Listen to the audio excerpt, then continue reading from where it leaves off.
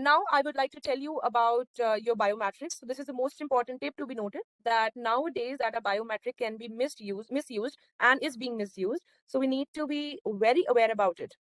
So in order to keep your biometrics safe, you need to lock your biometrics. Okay, most of the people do not know about this, how to lock your biometrics. What you have to do is you have to go on the app of uidai.gov. So this is a website, uidai.gov. You can just go on it and you can just go under Aadhar services. You will see Aadhar services and you will see lock and unlock your biometrics.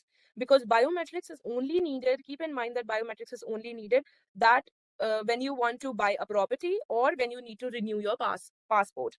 Even your biometrics is not needed anytime. You only need your biometrics at this time.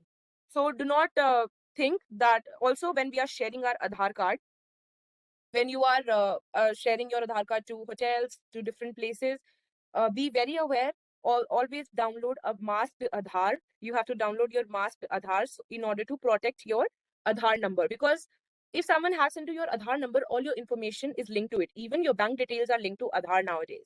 So you have to be very aware that you have to be alert when someone asks for your Aadhar card. Do not just share it online and think that it will not do anything. But yeah, of course, you have to be very aware when you are sharing. I hope I'm clear.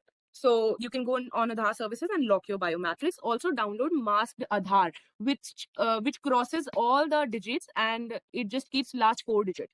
So if someone is asking your details, even your phone number, you know, when the Domino's or some other outlet is asking for your number, you can even deny them. You do not have to share it to them.